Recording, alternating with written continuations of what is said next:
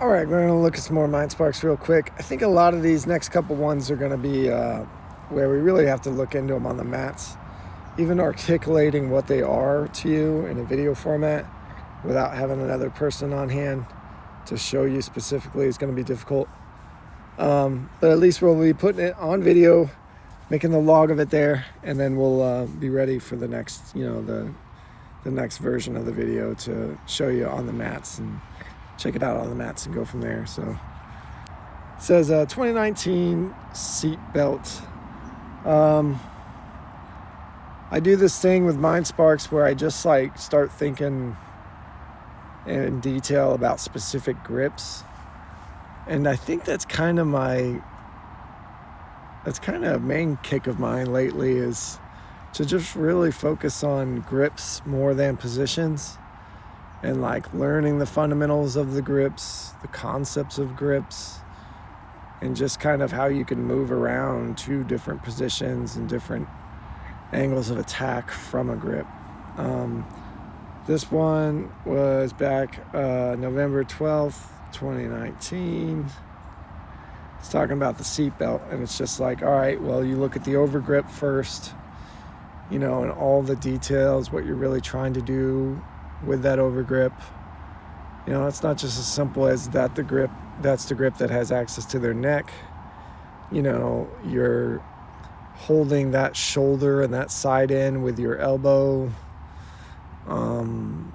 Just more complex, nuanced ways to look at each part of the grip. And then the undergrip, obviously that's the underhook grip. What are we really trying to do with that? What are the things we can do with that? What makes it fail? What makes it work? Using our head placement, how that changes things where we place our head. The use of the shoulder.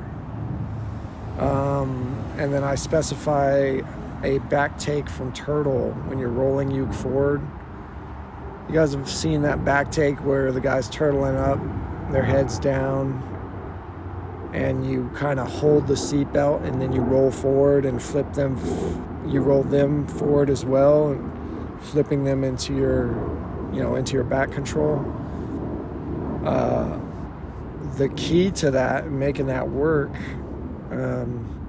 is your shoulder, and the way the shoulder of your overgrip drives into their head and drives their head sideways to get it out of the way, and you're almost pushing your opponent onto their own shoulder to make them super easy to roll. Because once you get the head out of the way and you put them on their shoulder, it's easy to roll them. And that's why if you don't do that, you see so many times where people try that move and they go to roll, they roll, and then they're just end up, their opponent stays where they are kind of, and they're trying to pull their opponent with that seatbelt grip, over onto just flip them completely over, and it just doesn't work because they're running into their head is still in the way. You got to use your shoulder to really drive that out of the way.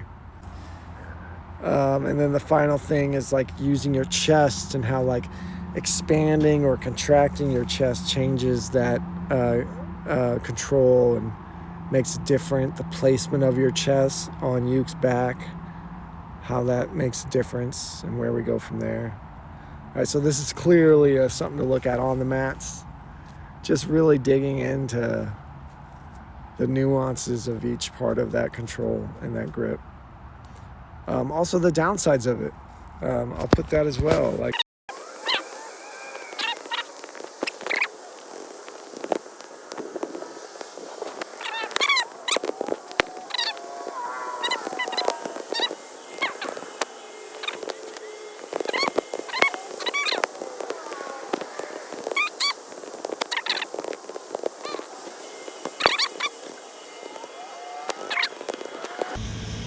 So we got these things, we got these negatives: overcommitting both arms, where you don't have a post to protect your head from hitting surfaces.